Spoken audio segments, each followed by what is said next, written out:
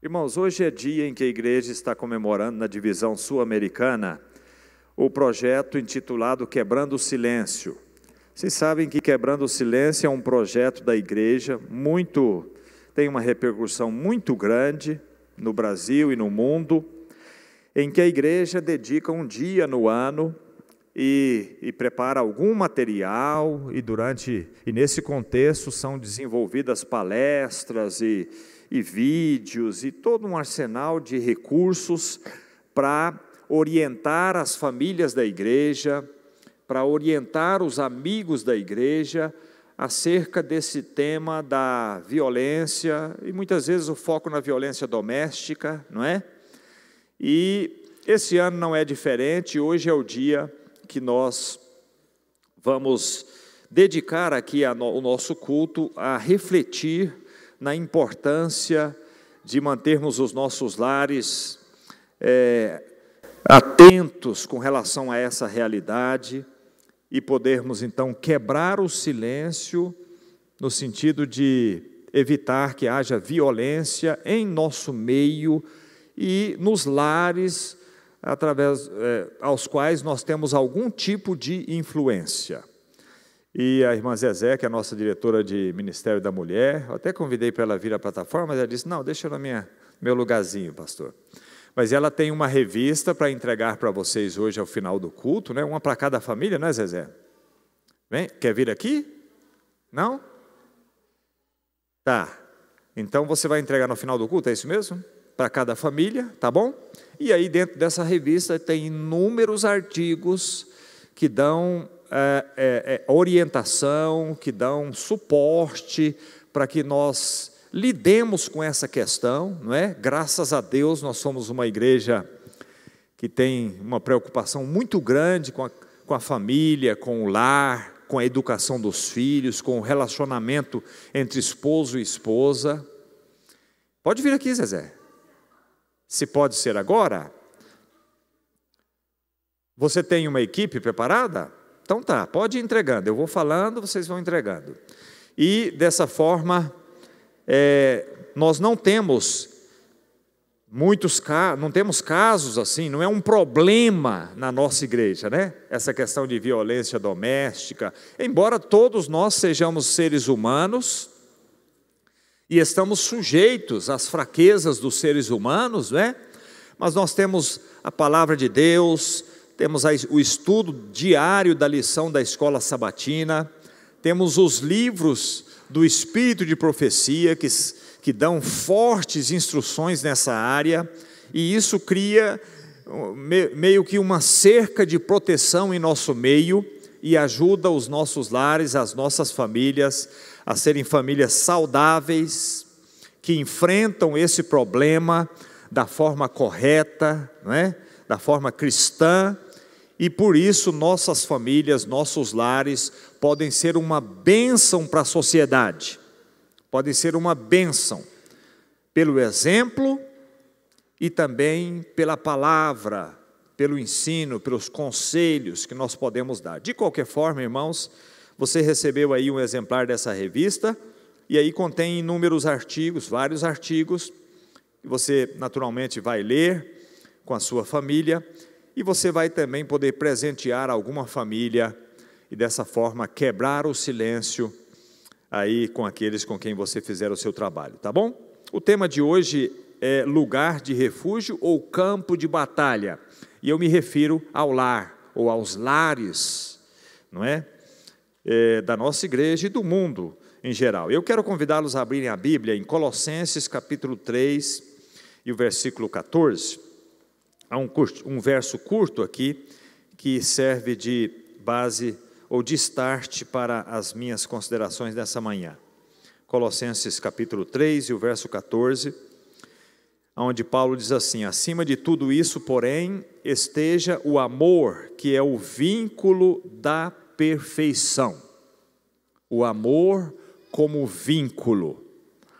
Há um provérbio chinês que diz assim: antes de começar o trabalho de mudar o mundo, dê 3 voltas dentro de sua casa. Porque a gente começa a mudar o mundo dentro de casa, não é? uma jovem japonesa, que não é um país cristão, foi passar as festividades de Natal e de Ano Novo na casa de uma senhora cristã no Ocidente. E no final daqueles dias, ao despedir-se da jovem, a senhora lhe perguntou se ela havia apreciado a maneira como eles viviam no mundo ocidental. E então a jovem respondeu: eu gostei muito, sua casa é muito bonita, há muitas luzes e cores, comida boa. Uma coisa que senti falta e que fez a sua casa parecer um pouco estranha, contudo, foi que eu fui com a senhora à igreja e a vi adorar o seu Deus lá, mas eu senti falta desse Deus na sua casa. E a jovem continuou dizendo: como a senhora sabe, lá no Oriente nós temos um nicho para os nossos deuses dentro de casa, e os deuses estão sempre conosco. Nós os cultuamos em casa, realizamos cerimônias em homenagem a eles. A senhora não costuma adorar o seu Deus em sua casa, em família? Japonesa. Irmãos, no mundo em que vivemos, nós enfrentamos grandes desafios em nossos relacionamentos familiares, em nossos relacionamentos afetivos, e isso porque a luta diária pela sobrevivência, pelo trabalho, pela conquista de recursos para manter a vida, tornam as demandas também cada vez maiores, né? Você já viu alguém dizer que está satisfeito? Não, eu estou satisfeito, por mais que a pessoa tenha, há sempre uma nova demanda. Quando algo é conquistado, há sempre uma nova demanda por uma conquista cada vez maior. Nós vivemos num meio social em que isso é induzido diariamente por todos os meios e de todas as maneiras. As coisas nos são oferecidas como se elas fossem imprescindíveis para nós e como se não fôssemos felizes e completos se não as tivéssemos. E é por isso que o homem, por mais que ele conquiste, ele sempre está buscando uma satisfação maior para os seus desejos, e isso acaba impactando as emoções, acaba impactando os relacionamentos. É por isso que o lar precisa ser um lugar de refúgio e não um campo de batalha. E alguém definiu o lar da seguinte maneira: lar é um mundo de dificuldades por fora e de amor por dentro. Lar é o lugar onde os pequenos são grandes e onde os grandes são pequenos. Lar é o lugar onde nosso estômago recebe 3 refeições diárias e o nosso coração 1000. Irmão, seria maravilhoso se isso fosse uma realidade em todos os lares, não é verdade? Ao estabelecer o vínculo familiar, Deus o fez com os objetivos bem definidos: gerar, acolher, nutrir, cuidar, formar homens e mulheres para a vida, dando a eles identidade, propósito, destino. E por isso, queridos, mais do que simplesmente um grupo cultural, a família é a expressão do cuidado de Deus. É a expressão do cuidado de Deus por propiciar ao ser humano um lugar de refúgio, um lugar de desenvolvimento físico, emocional, mental, espiritual. Não é à toa que o lar é uma das poucas instituições que veio do Jardim do Éden, algo extraordinário e sagrado. Então, uma pergunta que precisamos responder todos os dias é a seguinte: o que posso fazer para manter o meu lar como um lugar de refúgio e não um campo de batalha? O que posso fazer? E o apóstolo Paulo nos dá a resposta nesse texto que lemos. Acima de tudo isso, porém, esteja o amor, que é o vínculo da perfeição. Que texto fantástico, não é? A gente sempre olha para o apóstolo Paulo como o grande evangelista, né? ou o grande teólogo da Bíblia, o grande escritor, mas em alguns momentos ele demonstra ser alguém muito sensível ao amor e aos relacionamentos, colocando o amor como a mais importante das virtudes humanas, como se fosse um amálgama para solidificar, para fundir os relacionamentos.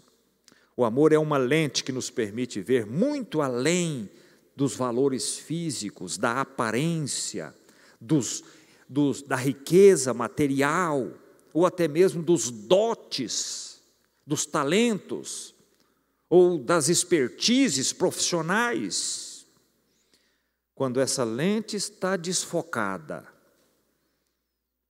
e adotamos como base de sustentação para o nosso relacionamento qualquer outra coisa que não seja o amor, então tudo fica afetado, tremendamente afetado e afetado negativamente, porque tudo mais passa, a beleza física passa.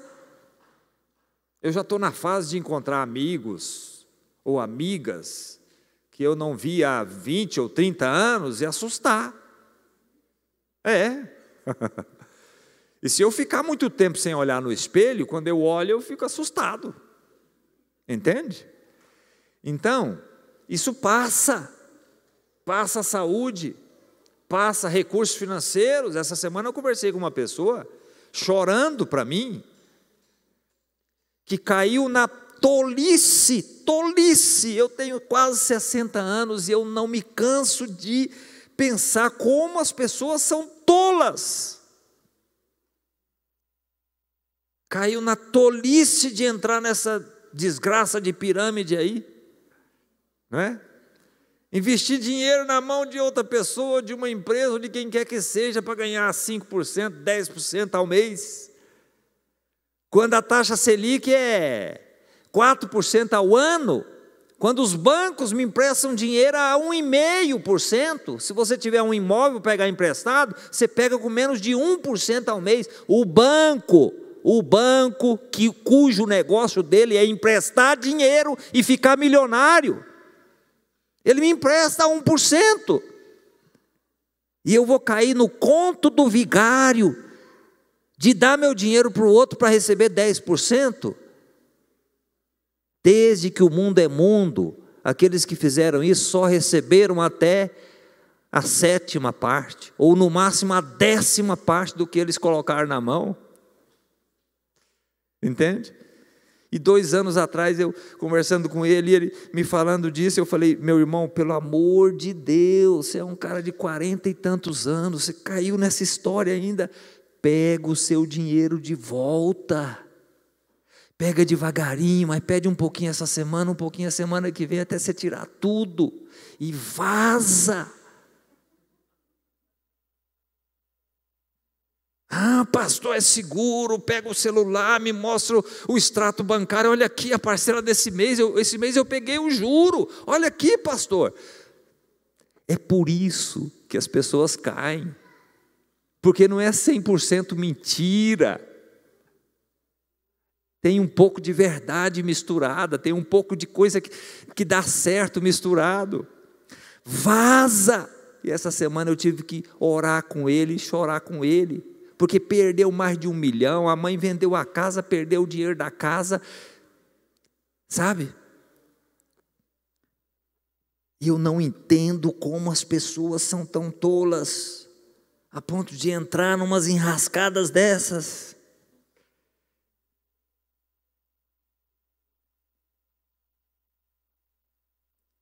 Perdeu toda a riqueza passa também. Quando não é porque ela não é perene, né? Quando não é porque a riqueza não é para sempre, é porque a pessoa faz tolice assim também, entende? Mas tudo isso passa. Agora o amor é o vínculo da perfeição, relacionamentos que colocam essas coisas, a beleza, a riqueza, o sucesso profissional, em primeiro lugar, dificilmente se sustentam. Ann Landers escreveu: se houver amor em sua vida, isso pode compensar muitas coisas que lhe fazem falta. Caso contrário, não importa o quanto tiver, nunca será suficiente. E é por isso que o apóstolo Paulo escreve: acima de tudo isso, esteja o amor, que é o vínculo da perfeição. Irmãos, existem muitas razões para Paulo dizer isso, mas eu quero alinhavar aqui 3 razões. Porque Paulo escreveu isso? Primeiro, porque quem ama, cuida e não maltrata. Quem ama, cuida e não maltrata. Eu quero ler um texto de Ellen White, Ciência do Bom Viver, 155, onde ela diz assim: muitos há que consideram a expressão de amor como uma fraqueza e mantêm uma reserva que repele aos outros. Esse espírito detém a corrente de simpatia. Sendo reprimidos os generosos impulsos sociais, eles mirram e o coração torna-se desolado e frio. Devemos nos precaver contra esse erro. O amor não pode existir por muito tempo sem se exprimir.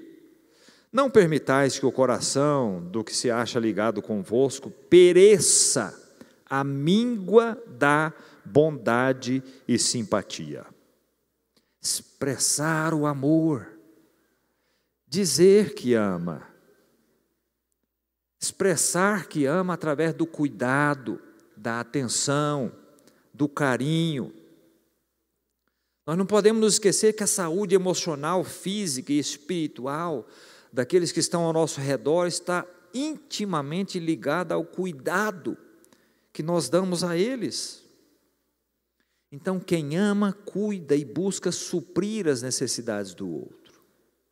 O amor é uma tenra planta e precisa ser cultivada e nutrida, diz a serva do Senhor.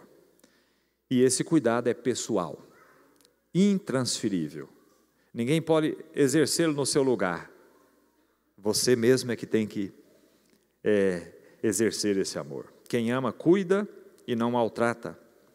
Relacionamentos felizes são formados por pessoas capazes de comunicar os seus sentimentos. Não apenas por palavras, mas através das ações também, através dos atos também.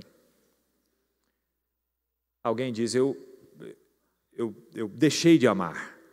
Mas você já ouviu, amor não morre de causa súbita. Não, ele vai morrendo aos poucos. Ele morre lentamente.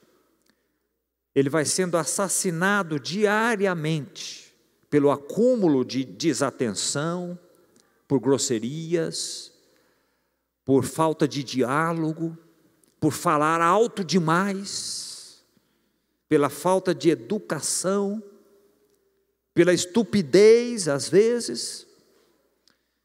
E Deus espera que tenhamos relacionamentos saudáveis, onde cada um busque o bem de todos e todos busquem o bem de cada um, no círculo da família, no relacionamento familiar. E nós demonstramos cuidado para com aqueles que estão ao nosso redor, quando nós cumprimos nossas responsabilidades, e quando nós cumprimos com a parte que nos corresponde no plano de Deus para a preservação dos nossos relacionamentos. Ellen White diz no livro O Lar Adventista, na página 212, o seguinte: o pai representa o legislador divino em sua família. É o colaborador de Deus, promovendo os graciosos desígnios de Deus e estabelecendo em seus filhos elevados princípios. O pai é o sacerdote da família, apresentando ante o altar de Deus o sacrifício da manhã e da tarde, confessando os pecados cometidos por si e pelos seus durante o dia. Essa é uma responsabilidade do pai. E nós, quando amamos, nós cumprimos a nossa responsabilidade. Se o pai falta nesse quesito, a mãe tem que suprir. E começa a ficar... Não é que a mãe não tenha em tomar iniciativa religiosa, mas o pai é o sacerdote. Ele deve tomar essa iniciativa. Claro que a mãe deve fazer se o pai não faz. Mas quando um deixa de cumprir a sua responsabilidade, o outro vai ter razão para não cumprir a dele. E aí as coisas começam a comprometer dentro de casa. Então, cumprir as responsabilidades. E a mãe? Vou ler um texto de Ellen White também. Lar Adventista, página 212. A mãe é a rainha do lar e os filhos são seus súditos. Deve governar a casa sabiamente na dignidade de sua maternidade. Sua influência no lar deve ser excelsa. Sua palavra, lei. Os filhos devem ser ensinados a considerar sua mãe não como uma escrava cujo trabalho seja servi-los, mas como a rainha que deve guiá-los e dirigi-los, ensinando-os linha a linha, preceito a preceito. Lá em casa minha esposa fez bem isso. Eu nunca precisei dar umas varadas nos meus filhos. Ela ficou com essa parte. Eles tinham medo dela, me respeitavam, mas eu passei por bonzinho nessa história aí.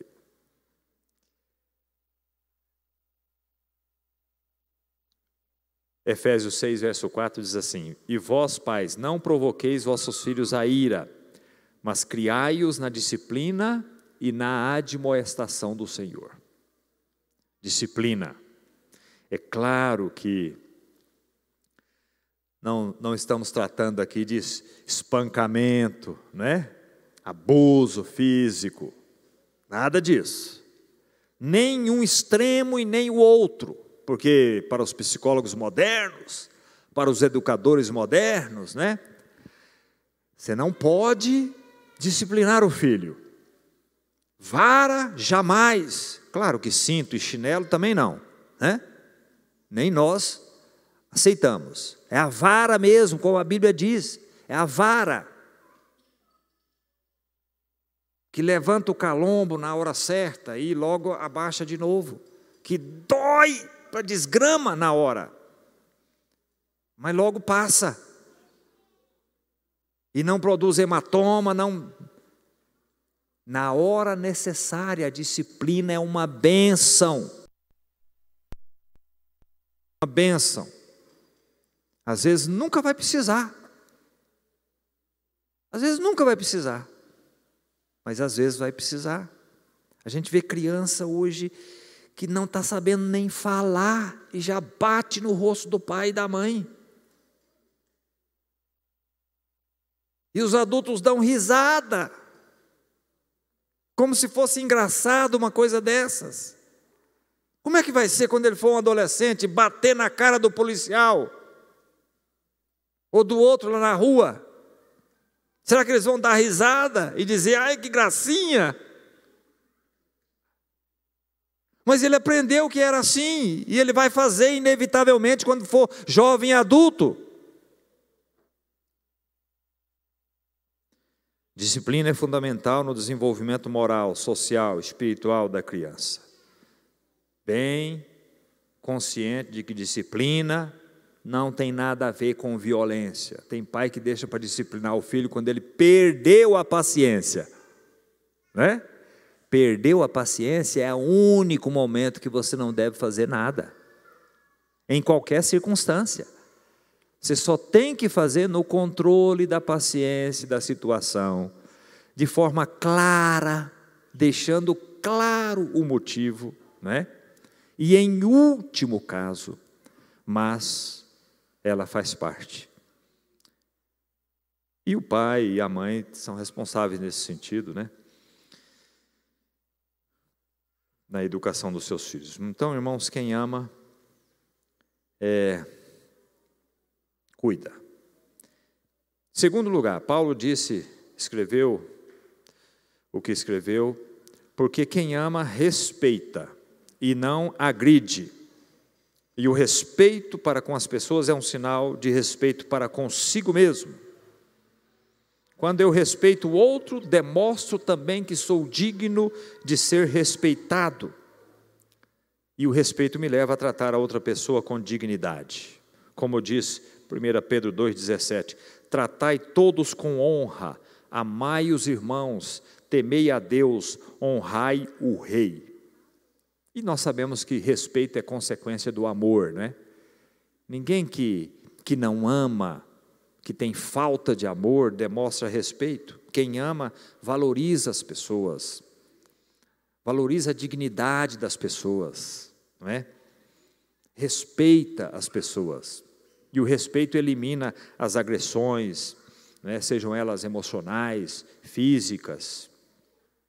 E eu demonstro respeito para uma pessoa quando eu dou atenção ao que ela está dizendo. Já viu como é terrível a pessoa estar falando com você e você olhando no celular?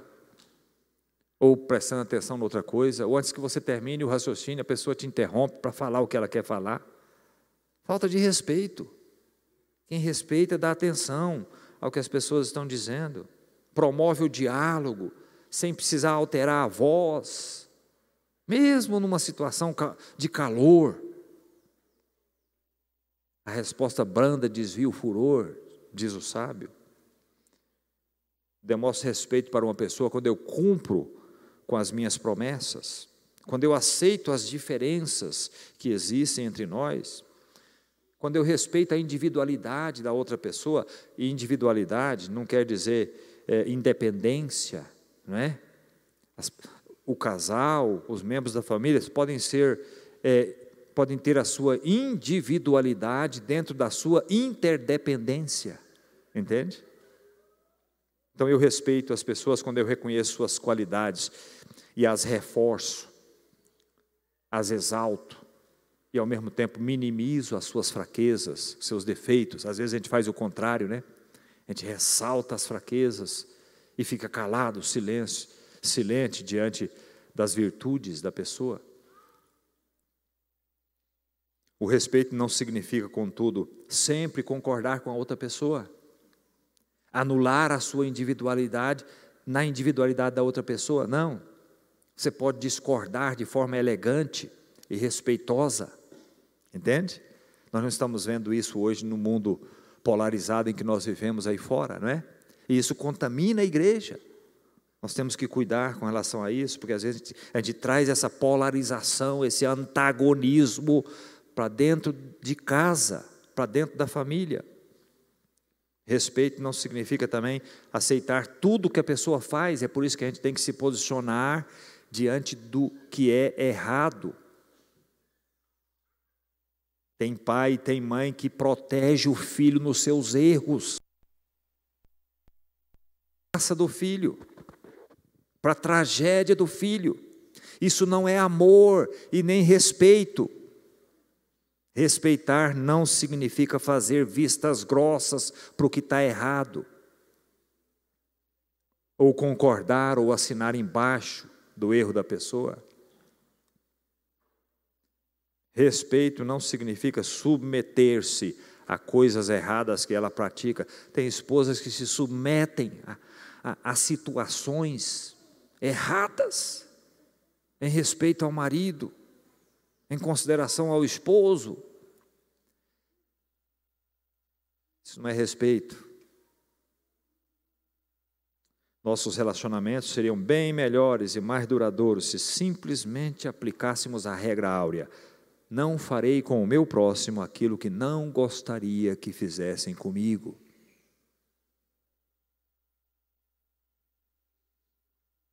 Eu quero ler alguns conselhos de Ellen White importantes, do livro Mente, Caráter e Personalidade, que pode nos ajudar em geral, nos nossos relacionamentos. Ela diz assim, olha: palavras impacientes ferem o respeito próprio. Veja o que ela diz: os que condescendem com tal linguagem hão de experimentar vergonha, perda de respeito próprio e da confiança em si, e terão amargo remorso e desgosto por se haverem permitido perder o domínio e falar dessa maneira. Quão melhor seria se nunca se proferissem palavras dessa natureza.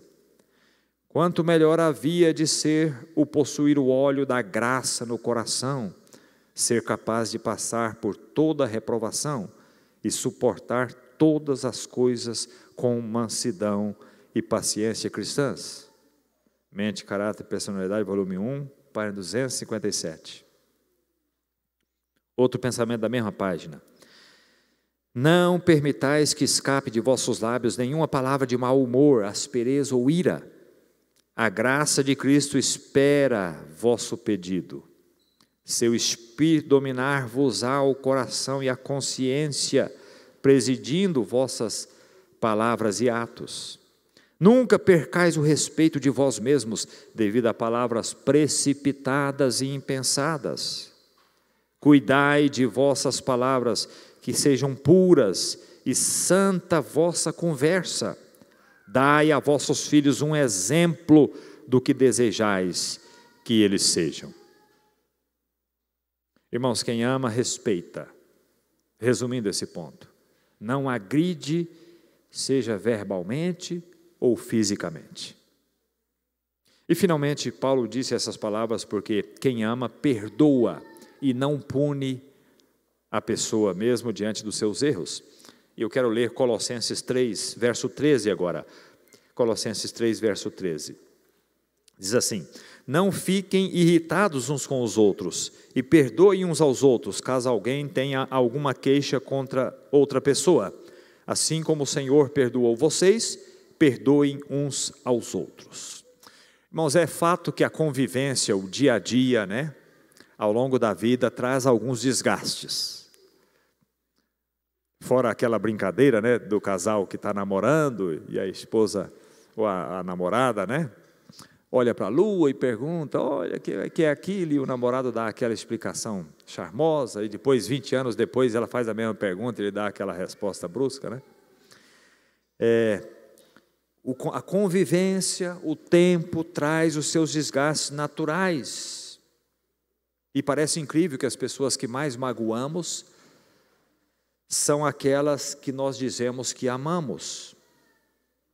Então, uma coisa que nós devemos praticar ao longo da nossa convivência é a disposição para o perdão, para perdoar. Essa é uma escolha que devemos fazer todos os dias, porque sempre haverá decepções, sempre haverá falhas, sempre haverá no relacionamento mal entendidos, mágoas. Entretanto, a falta de perdão assassina o relacionamento. Porque sempre haverá esse tipo de coisa, sempre haverá motivo para perdoar. Se não perdoamos, matamos nossos relacionamentos, matamos nossa saúde, matamos nossa alegria.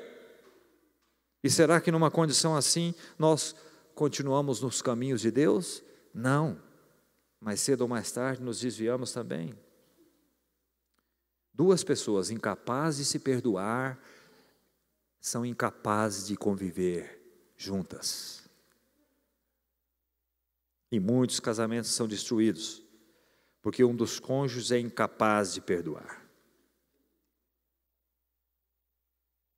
Sempre se traz algo à tona, sempre relembra os erros. Diante de uma tensão, os erros são lançados. Nunca se esquece, nunca se perdoa. Chega um ponto que não dá para continuar mais. É impossível a convivência. É preciso espírito de perdão. Perdão é um dom de Deus para a nossa vida. Jesus Cristo disse, porém, não perdoardes aos homens uns aos outros as suas ofensas, o vosso Pai Celestial não perdoará as suas ofensas. Perdão é uma condição até para a salvação. Porque, por tabela, você não é perdoado quando você não perdoa. Ou você é perdoado no mesmo nível que você perdoa. Se você não perdoa, é nesse nível que você vai receber o perdão. Ellen White diz, nada pode justificar o espírito irreconciliável.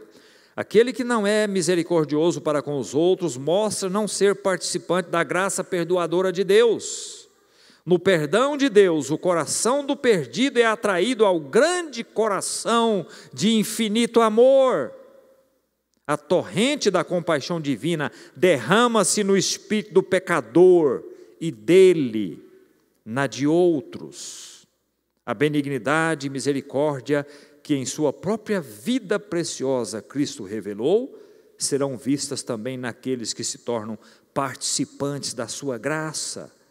Mas se alguém não tem o Espírito de Cristo, esse tal não é dele, disse Paulo, está alienado de Deus e apto unicamente para a eterna separação dele. É incrível como diante disso, tem pessoas que não conseguem tocar adiante o relacionamento porque não conseguem perdoar, não é verdade? Não conhece o Espírito de Cristo, não participa do Espírito de Cristo. Irmãos, 4 importantes questões sobre o perdão. Primeiro, Deus sempre nos oferece perdão. Da parte de Deus nunca haverá bloqueio com relação a isso. Efésios 4:32. Antes sede uns para com os outros benignos, compassivos, perdoando-vos uns aos outros, como Deus em Cristo vos perdoou. Aí está o parâmetro. Segundo, o perdão é libertador. Salmo 32:1. O salmista diz: bem-aventurado aquele cuja iniquidade é perdoada e cujo pecado é coberto. Terceiro, perdão gera mais perdão. Mateus 6, verso 14, porque se perdoardes aos homens as suas ofensas, ou se não perdoardes, diz Jesus, né? Também o vosso Pai Celestial não perdoará as vossas. E quarto ponto, perdão não tem limites. Vocês conhecem o episódio em que Pedro chegou a Jesus, né? E perguntou: Senhor, até quantas vezes o meu irmão pecará contra mim que eu lhe perdoe? Até 7? Por que ele perguntou até 7? É porque havia o pensamento entre os judeus de que você podia perdoar até 3 vezes. Aí, a partir da 4ª vez, você estava livre para não perdoar mais. Como Pedro era bonzinho, né? E ele era cristão e seguia Jesus, já tinha aprendido um pouco com ele, ele falou: eu vou dobrar e vou colocar um em cima ainda de lambuja, né? Aí ele disse: até 7, Senhor? Aí o que Jesus respondeu, irmãos? Eu não te digo até 7, mas até 70 vezes 7. Jesus pegou os números que ele usou, né? E colocou ali, eu não sei a quanto, e multiplicou, para dizer: Pedro, não fica contando não, Pedro. Não perca o tempo contando não. Apenas perdoe. Sua parte é perdoar. Não é contar quantas vezes você perdoa. Sua parte é perdoar. Quando não amamos e não temos o amor de Cristo no coração, a gente é inclinado a punir as pessoas que erram e não a perdoar. Mas quando nós amamos e temos o amor de Cristo no coração, nós nos tornamos inclinados a perdoar e não punir as pessoas que erram contra nós ou no nosso relacionamento. Ellen White diz assim, no livro A Ciência do Bom Viver, 156, homens e mulheres podem atingir o ideal de Deus a seu respeito se tomarem a Cristo como seu ajudador. O que a sabedoria humana não pode fazer, sua graça realizará pelos que a Ele se entregarem em amorosa confiança. Sua providência pode unir corações com laços de origem celestial. O amor não será mera troca de suaves e lisonjeiras palavras. O tear do céu tece com trama e urdidura mais fina, porém mais firme do que se pode tecer nos teares da terra. O resultado não é um tecido débil, mas sim capaz de resistir fadigas e provas. Coração unir-se-á a coração, nos áureos vínculos de um amor que é perdurável. Você tem dificuldades para amar? Então deixe que Cristo viva na sua vida. Lute para permanecer em Cristo. Permanecer em mim, disse Jesus, e eu permanecerei em vós. Como não pode o ramo produzir frutos se não estiver ligado à videira, assim vocês não poderão amar, se não estiverem em mim. Permaneçam em mim, e eu permanecerei em vós, e vós dareis muitos frutos. E o fruto do amor é o principal deles. Irmãos, que Jesus Cristo seja uma realidade em nossa vida. Que nossa luta diária, nossa busca diária, seja para permanecermos nele, a fim de que ele permaneça em nós, e a fim de que a nossa vida reproduza os frutos de Jesus, a fim de que o amor seja esse tecido fino, tecido com linhas finas dos teares celestiais, mas infinitamente mais resistentes do que as linhas dos teares terrenos. E esse tecido do amor não se romperá diante das dificuldades do dia a dia. Que Deus nos abençoe.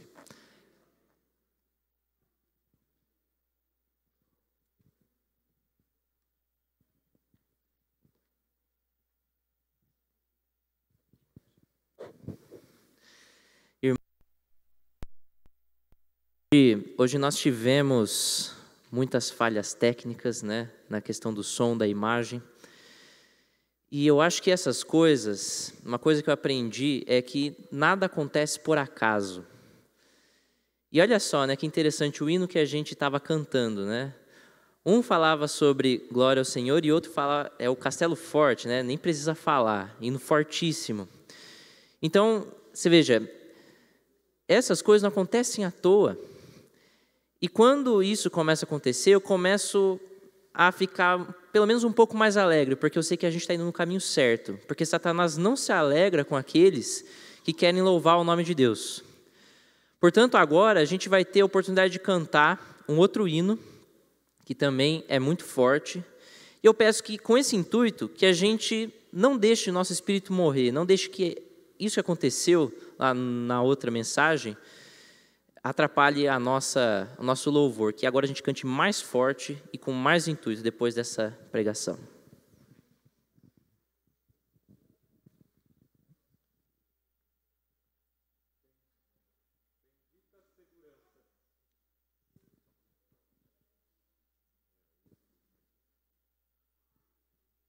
Bendita Segurança, hino de número 240.